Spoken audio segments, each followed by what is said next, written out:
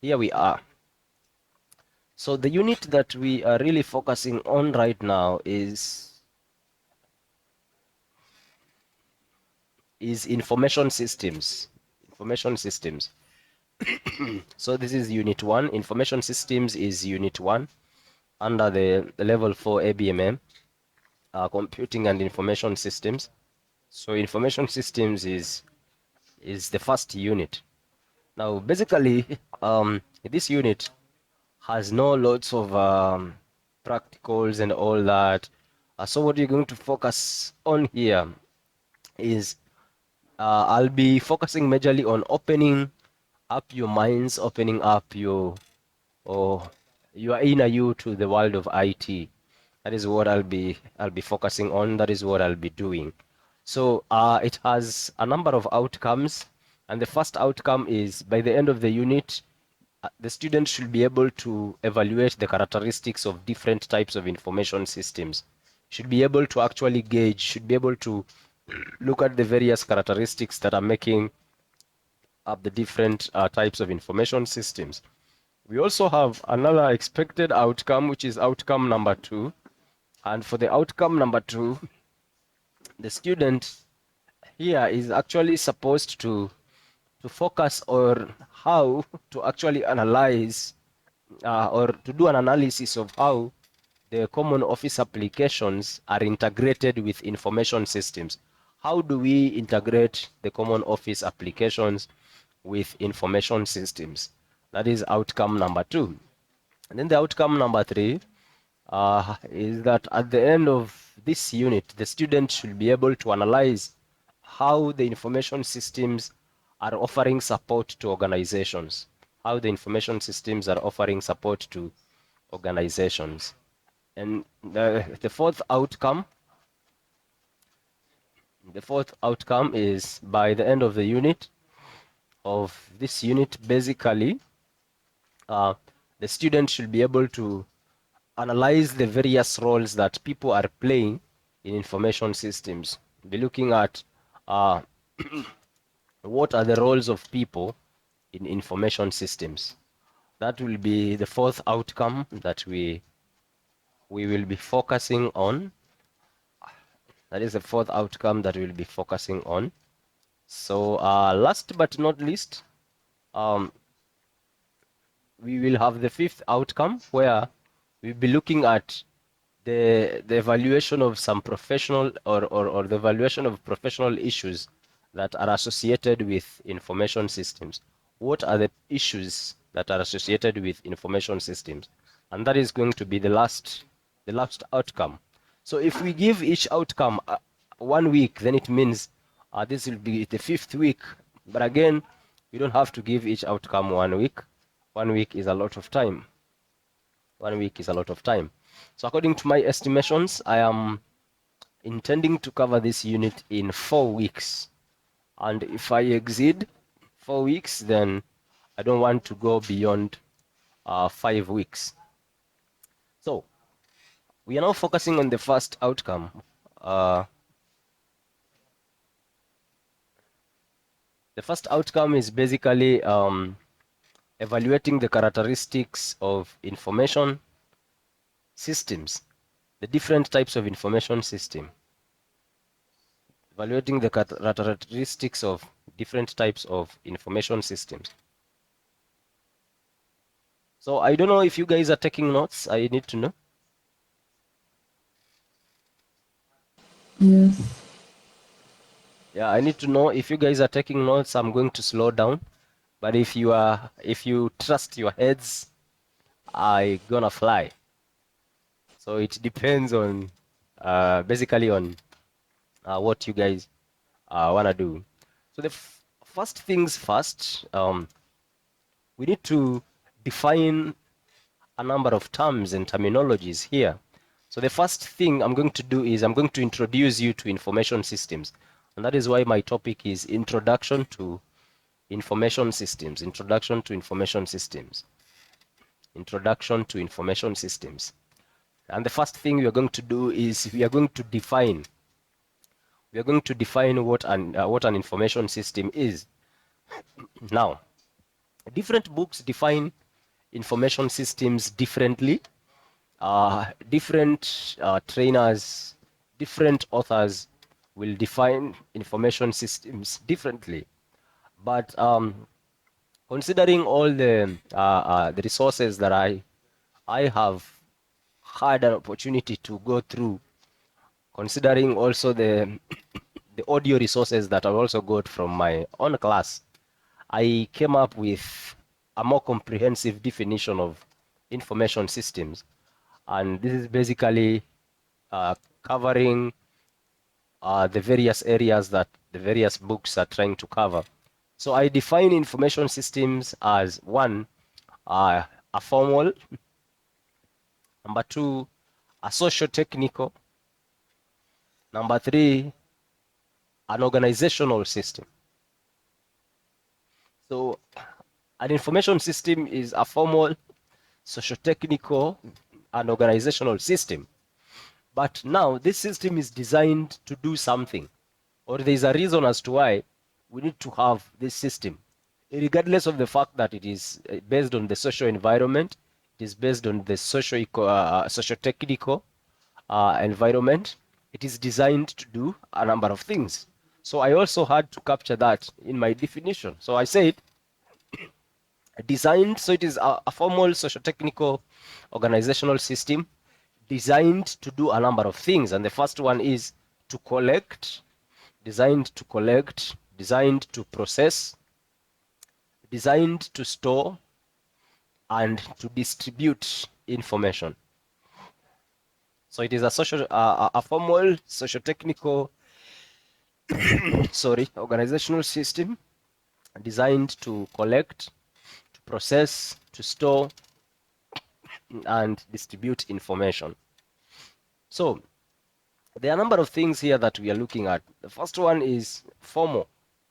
The word formal. The word formal simply means it's something that is approved, agreed upon, and approved. So it's a formal stuff, agreed upon and approved. Then we have the word also socio-technical. It means it is involving both the society and the technological aspects of the same. Okay. We said it is designed to collect, one, to process, to store, and to distribute. To collect simply means to gather information. Okay. To store, of course, everybody knows what we mean by storing. We've been storing a lot of things, not only information. And also to process. To process means converting data to some meaningful information. For example, you collect data in the field, but this data does not actually make sense to the people collecting it until they sit down and analyze that data. Okay? So processing the data to get meaningful information. Before we even go further, let me break this down. The strength of every organization is data. The strength of every organization is data. Whether it is a technical organization, whether it is an economic organization, whether it is an educational institution, a health organization, regardless, even the government, the strength of any organization is in data. So, what is data then? Data are actually raw facts and figures. They are raw facts and figures that have less or no meaning to the user. Raw facts and figures that have less or no meaning to the user. So when we process data or when we work on data, we actually get information. What is information? Information is processed data that now has meaning to the user. Information is processed data that now has meaning to the user. So when we look at information systems in the socio-technical perspective, we are looking at information system bringing various parts of the society together. For example, there are tasks that needs to be done in the information systems. There are people that are included in the information systems. There are roles that are actually played in the information systems. and there is technology that is involved. That is why we call it a socio-technical. So when we say it is a socio-technical, at that perspective, we are looking at the tasks that will be done. We are looking at the people that are actually taking up roles. We are looking at the structure or the various roles in that particular information systems. We are also looking at the technology that is actually used in that information system. Don't forget, I said, we have these information systems for collecting data, processing data, storing data, and distributing data. I said data, raw facts and figures that have no meaning to the user. When we process data, we get information. Is that okay? When we process data, we get information. So this is actually a knowledge triangle. Okay. If we process data to get information, what do we get when we process information?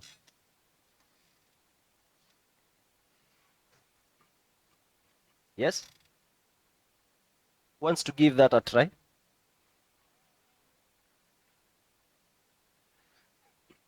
What do we get when we process information?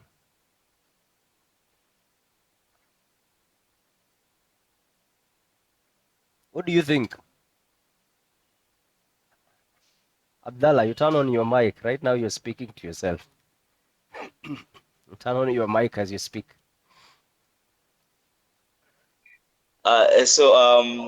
You say that information is a data that has a meaning, of course. Processed data. It's a That has processed data meaning. that has a meaning. Yeah. Yes. And then your question was, sorry, If back we to your question process again, data right? to get, okay, I'm bringing it up. If we process data to Mhm. get information, then what do we Yeah. get when we process information? Then I think we get the exact meaning of the um, exactly meaning of what is being discussed, or what is in the information. And what do we call that in one word?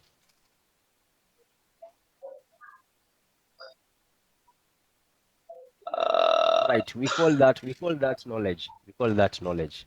We okay, call thank you, it sir. knowledge. You process Knowledge. data to get information, then we Yeah. process information to get what? Knowledge.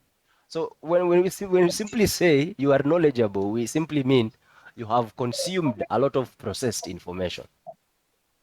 That's what we mean. A knowledgeable person, you're knowledgeable in the field of medicine, is you have a lot of information. That's what we mean. Okay. But again, Okay. what do we get when we process knowledge? Uh, then I can try, sir. I think um, when we process knowledge, now I think um, we get experience. Oh, Okay, when we process knowledge, we get experience. Okay, I like the way you're thinking. We get experience. When we process yeah, knowledge, the we experience. get experience. Uh-huh. Okay, Or Michelle. maybe you have, sorry, or maybe you have another word that's maybe can fit. You know, for me, I think that way. But maybe you have another language I can use. Yeah, we'll get to that. Michelle, what do you think? Okay. Um,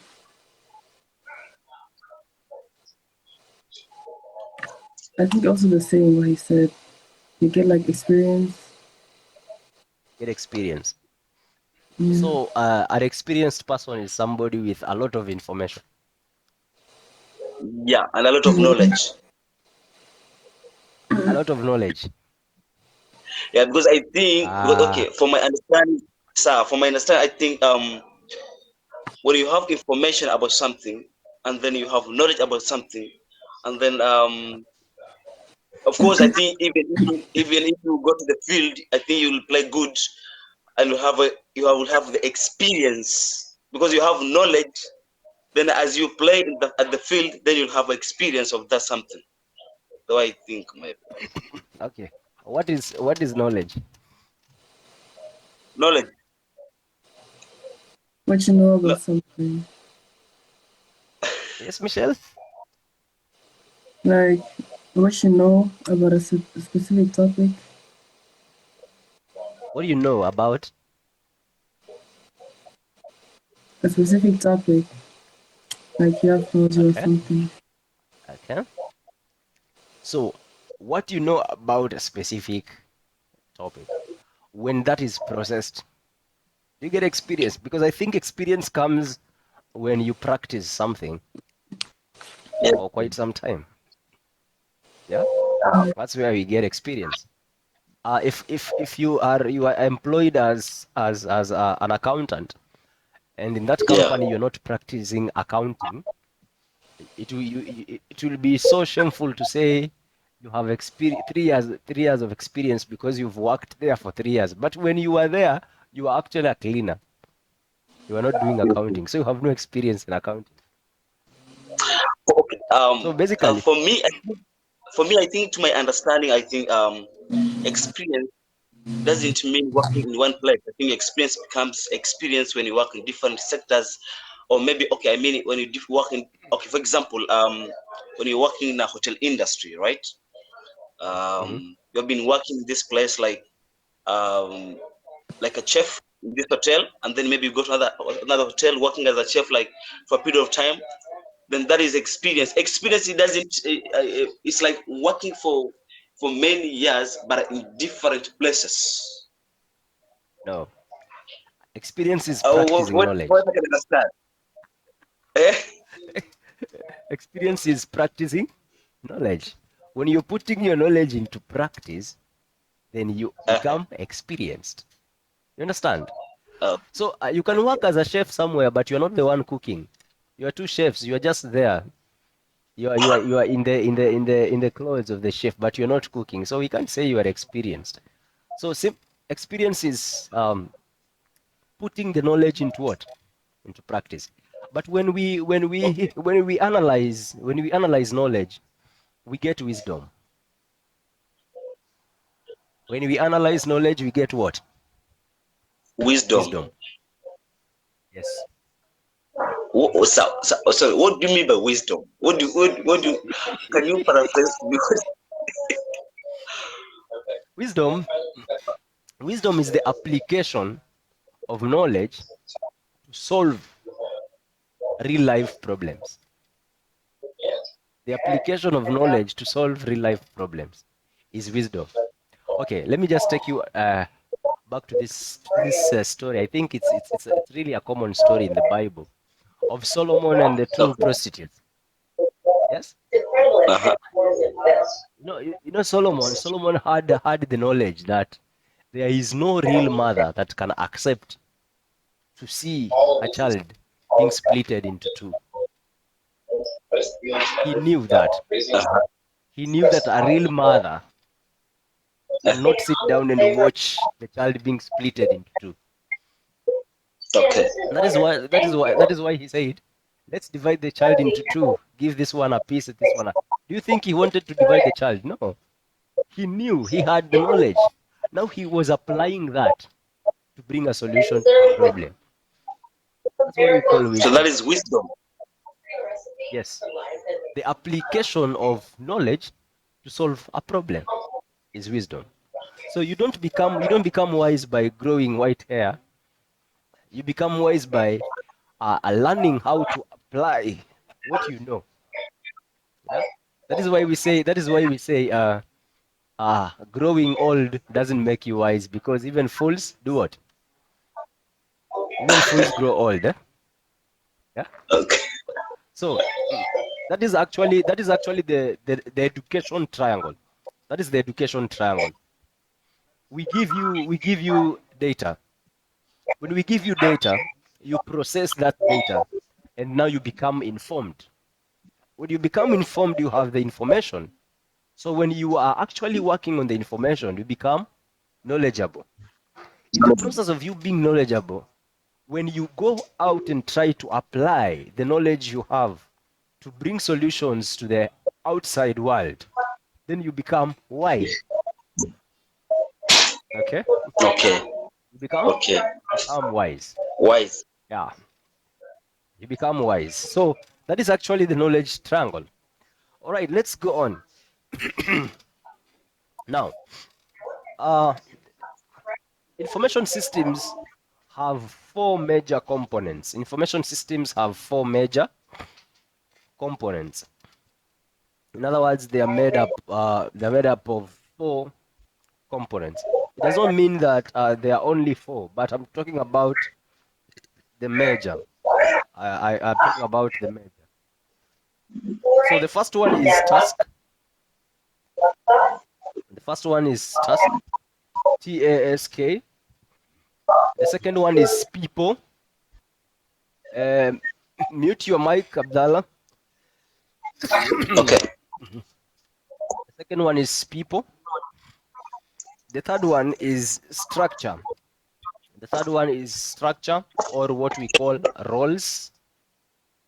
The third one is structure, with what we call roles. And the fourth one is technology. The fourth one is technology.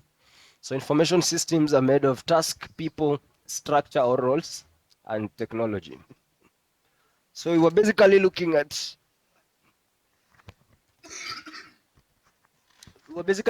information systems. Now I want us to look at computer information systems, because that was information systems generally. We have information systems that are not computerized, as we're going to see that later. So let's talk about computer information systems. So computer information systems are made of, or they are composed of the people and computers. They are made up, or they are composed of people and computers. And the work of the computers is to actually process or give an interpretation of the information. Okay. At times, this term computer information system is used in some restricted senses to actually refer to maybe a software that is used maybe to run a computerized database, or maybe to refer to maybe a computer system only. Yeah. So it can be used to also refer to a computer that is running a computerized database. Of course, when I talk about database, I'm talking about a knowledge base, where we store data, then we are able to retrieve the data when we want. Okay, that is a database. So at times people use computer information system to refer to a database. At times also people use computer information systems to refer to a computer. Yeah. But a computer information system, when you talk about a computer information system, you're basically talking about people with computers. People with computers. And the work of the computers is to interpret data. Now, on to the typical components of information systems. The typical components of information systems. What are the components of information systems? Or rather, what makes information systems? Hey, I'm in class, I'll call you. Yep. The typical components of information systems. In other words, what makes information systems? Now, information systems may differ in various ways, including how they are being used in that particular organization, including how what they are actually doing in that organization. But regardless of the fact that information systems differ, there are components that are existing in all the information system. There are components that are existing in all the information systems, and that is why I call them typical components. Meaning, regardless of the differences, they're still gonna be there. Now, it's just a simple example. The female differ from the male, right? The differ. Or we have male and female looking that are the same. Okay, the female differ from the male, but they are typical organs. They are typical organs. These are organs that both the male and female must have. For example, hands, legs. Yeah, those are organs that both must have. So all these information systems, they might be different on how they are being used in that organization, but there are components that all of them must have. Those are what I call typical components. The first one is hardware. The first one is hardware. The first one is hardware. The first one is hardware. So basically, when we are talking about hardware, the computer-based information systems, they use hardwares. Hardwares like, for example, we have the processors, we have monitors, we have keyboards, we have printers, we have the mouse, we have speakers, we have right now you are using a number of them. Touch screen, that is still hardware. So computer-based information systems use hardware. What is a computer hardware? A computer hardware is any tangible part of a computer. Any part of a computer that you can see and you can touch. Any part of a computer that you can see and you can touch is a computer hardware. So any tangible part of a computer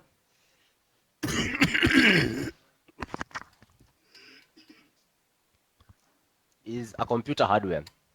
Again, the second component is software. The second component is software. The second typical component is software. Now, softwares are basically programs that are used to organize. We use them to organize, we use them to process, and we even use them to analyze data. The programs that we use to organize, we use them to process, and we use them to analyze data. These are softwares. Now, for example, if you want to do some simple data analysis in a computer, you're going to open Microsoft Excel, right? So Microsoft Excel is a software. It is not a hardware. You cannot actually touch, you cannot touch Microsoft Excel. So it is a software. Okay? We use them to organize and to even sorry, and to even analyze data. The third component is databases. Database. Database. So computerized information systems work with data. They work with data. So a database is simply an organization of data into tables and files. An organization of data into tables and files. Again, when you do level 5, you are going to handle, you're going to talk about databases where you will be, you will learn how to create databases actually, how to create databases. So databases are actually tables. When you talk about database, we're talking about tables. A table is made up of a what? A row and a column, right? A row moves or a row runs from the left to right, and a column runs from top to bottom. In other words, a column is vertical, a row is horizontal. Now, so when we have many tables connected together to an extent that they can relate, we call that whole thing a database. Now, it's so simple. How is it possible for hospitals, for example, you go to the consultation. When you go to the consultation, that's where you give your details. But now when you go to meet the doctor already has your details. How is that possible? It's because whatever you are giving there is being fed into a database. And this database is used by all the departments, all the offices are able to access that information. Okay? Or how is it possible for the government to know you have 10 million transferred into your accounts? Right now they are not following you because you have none. They are not following you because there is no suspicious cash flow. Yeah? But the moment a sum of 10 million And when you look at your portfolio, you actually registered as I'm not employed. You are filing zero returns. Yeah, you're filing zero returns. But then there's 10 million that was wired into your account. Yeah, after 1 or 2 days, you are arrested. You are called. You are made to sit down and explain how did you make this money. How do they know? Because you are actually banking with a bank, and that bank is not belonging to the government. But what is happening is the databases of that bank are connected to the government. So if the government wants to check cash flows, and they can do that because there is a table for your banking information. So the government actually does not only have the details you give. You gave your name and all those small details, and they're not even asking for many personal details. But if they want them in a second, they can get, because all those details are in databases and they are able to retrieve. So you have one table maybe for let's say citizen information. So it has your name, a place of birth, blah blah blah blah. Then you have another table for citizen education. It has information about your primary school, your secondary, and your tertiary schooling. Then you have another one for citizen accounting, and it has information about your accounting. And all of them are linked. So somebody can just query with a simple statement on the database, and the information does what? Pops out, and you are able to see all that.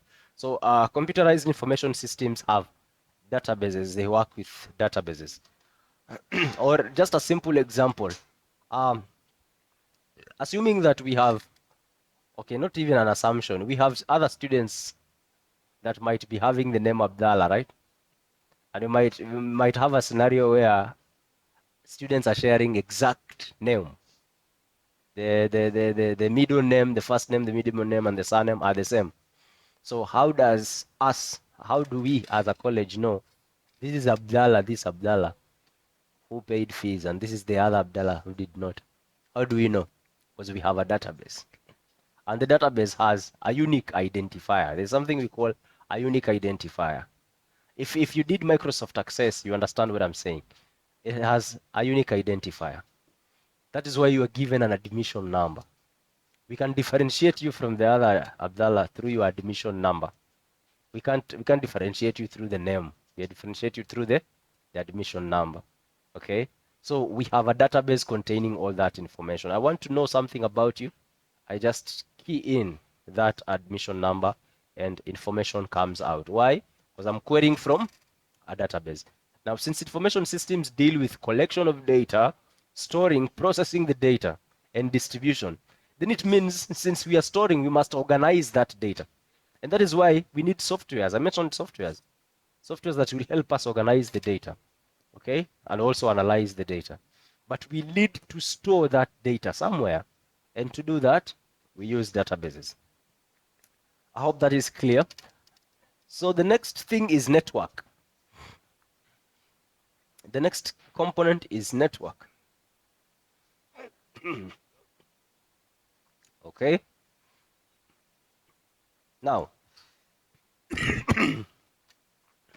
is you will pardon me, I'm still coughing. Pardon me. Now, in big or in large organizations, we have departments. In large organizations, we have departments. And in these large organizations, with these departments, we are using the same information system. We are using the same information system.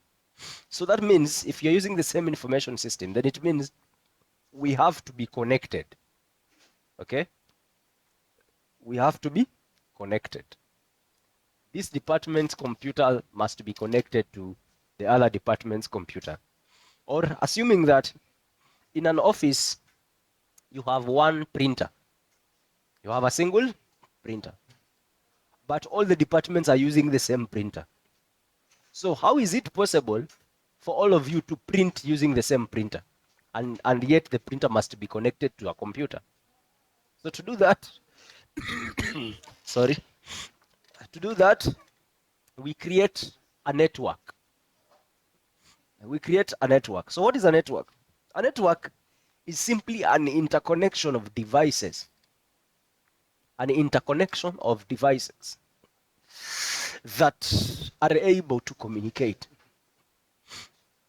An interconnection of devices that are able to communicate.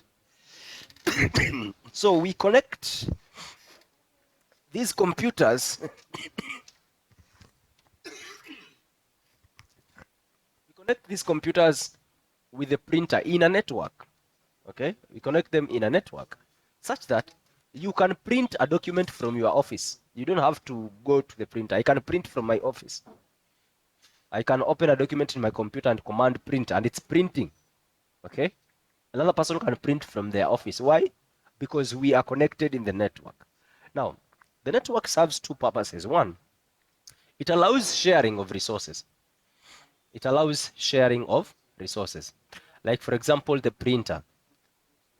Not every office needs to have its own printer. You can use one printer. Just make sure that you are all connected. Number two, in a network, you can share files as well. You can share files. Okay, let me just give you a simple example. Michelle, which bank are you banking with? What do you Yes? mean? What do you mean? Yes? Which bank are you banking with? Belfius. Sorry? I have a Belgian bank. Okay, now, that bank has branches, right? Yeah, I think so. The bank has branches. It must. I don't think there's a bank without branches. So it has branches in different cities. Yes. So if you go and withdraw money in in one branch in this city, okay, and then you travel, you go to another city, you realize the money that you withdrew is not actually enough, so you withdraw some other money. How is it possible that, let's say you had $1,000 and you withdrew, let's say $200, okay? So you're left with 800. When you go to the other branch, will the balance read 1,000 or 800? 800. Why? How is it possible? Because of the network. Yes. Okay, it's so simple because uh, those computers are connected to all those branches are connected. They have computers connected. Number two, they are using the same database. They are using the same database. So once information is updated in that database, it reflects in all the other branches.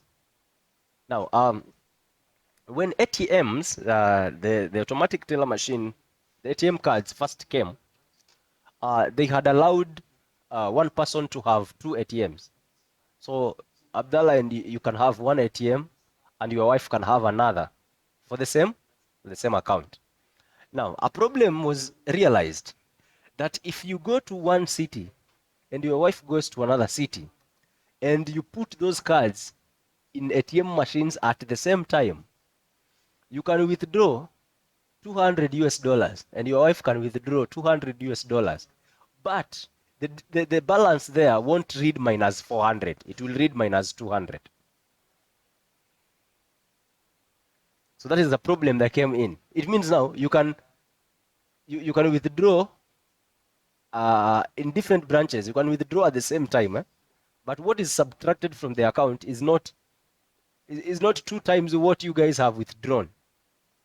So if she withdraws 200 and you withdraw 200 at the same time, and your balance was 1,000, instead of the balance reading 600, the balance will read 800. That was a problem, and that is why you will never see one account with two ATM cards. You will never see any account that has two ATM cards. Abdallah, you are talking to yourself. I'm just seeing lips moving. I can't hear you. Okay. What are you I'm saying? saying. So you mean do you hear me, sir? Yeah, I get you. Yeah. So how comes I have 1,000 and then I withdraw 200 and then my wife at the same time 200 and then the reading of my money in my the balance of money in my account becomes 800 instead of 600. How? That How is is a that deeper possible? concept.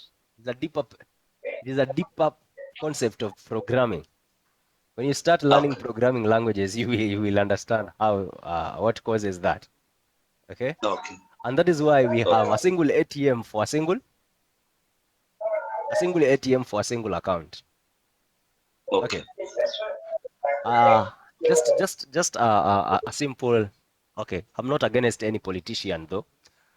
So how do you think the Kenyan politicians still vote?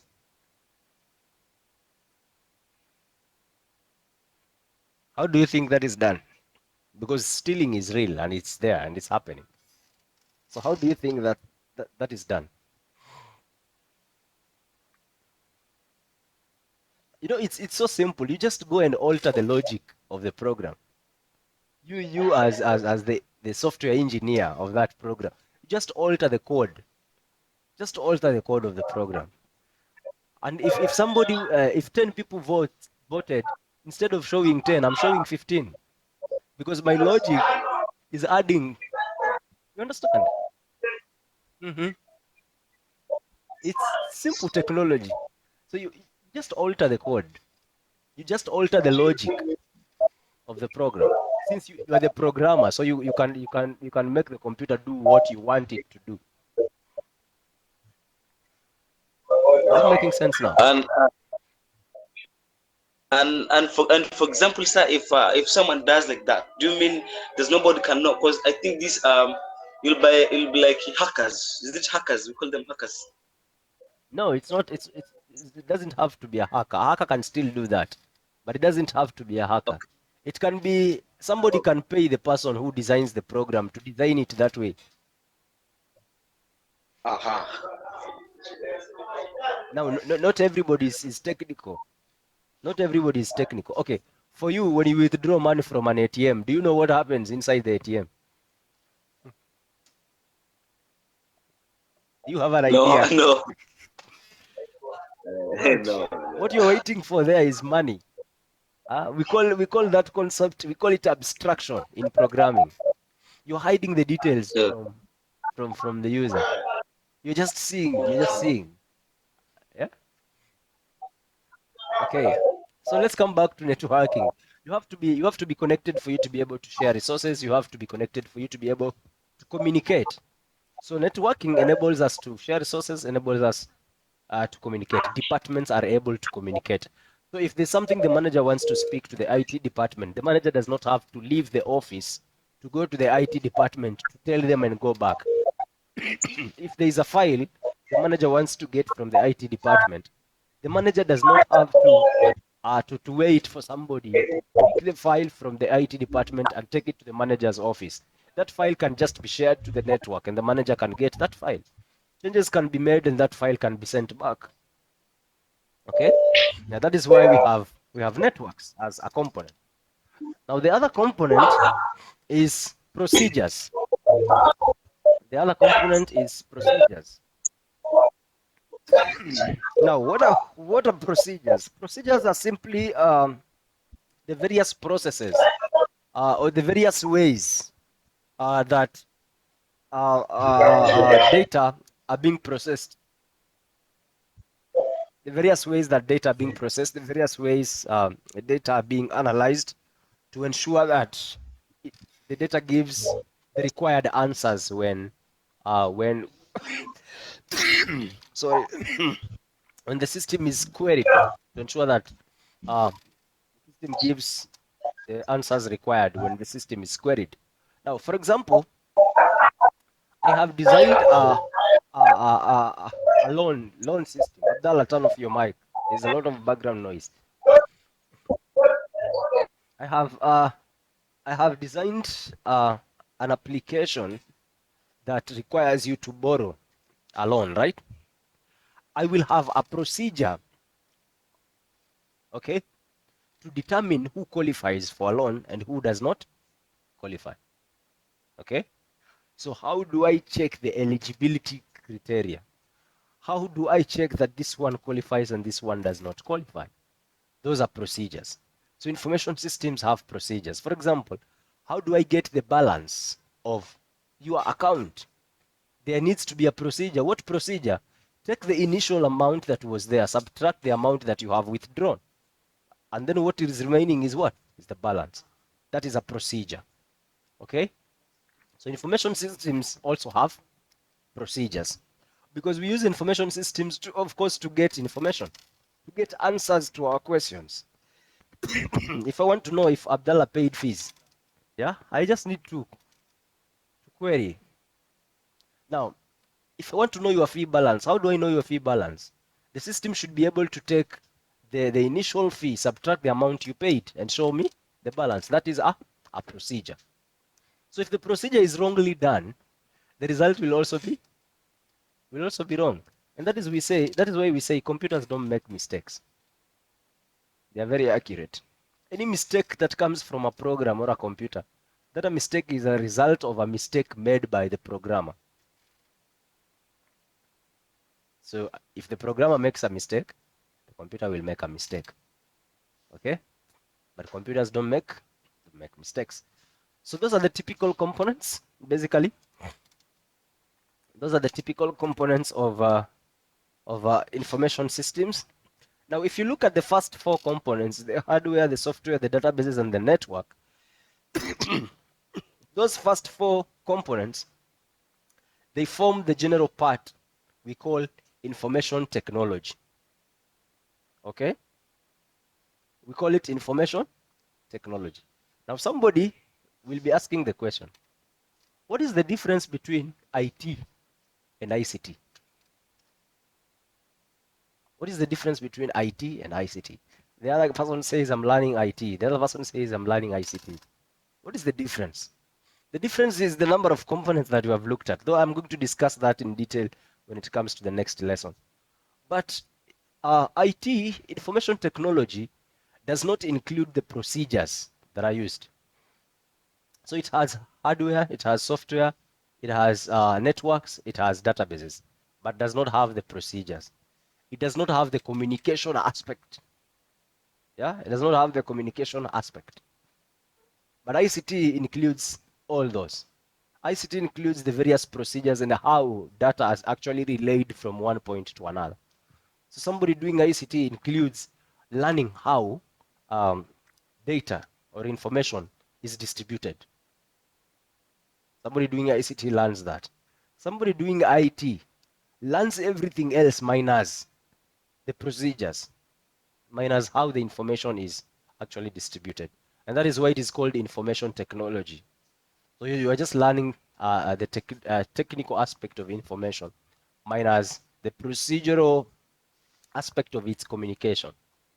But when it comes to communication technology, you are learning about information technology and how we can actually distribute information from one point to another, the various procedures that can be looked at. And that is where you go into details about networks and you learn a few things about networks. That's where you can hear some people talking about traffic. See, we also have traffic in computers, in networks, not just in roads. Yeah, just the way a vehicle can collapse. Yeah, can hit on another vehicle. It's the same thing that can happen in data communication as well. We can have collision. We call them collisions in a network. We can have collisions. We also have protocols like, you see, in Kenya we have the traffic lights. We have the traffic lights. Though I don't think they are working in so many places. In Mombasa, I just see traffic using their hands. They replaced the lights with their hands, so they do this, telling you go and stop. So the lights are not there. Yeah, but basically, there are those procedures also in networks. Like, we are all connected. What if we are all sending? What if I'm sending a message to you and you're sending a message to me at the same time, and we are using the same channel, what is going to happen? There might be collision, right? Because this is a two-way. This is a one-way path. It is a road that is a one-way, but there's a vehicle coming. There's another vehicle going, and it cannot accommodate two vehicles. What is going to happen? Collision. So it means we have to decide. We need to have procedures. We need to have procedures on how are we going to communicate in such a scenario. Now that is ICT. For today, if you have a question, ask. I want to stop there. And from tomorrow, we're going to start on importance of information systems in an organization.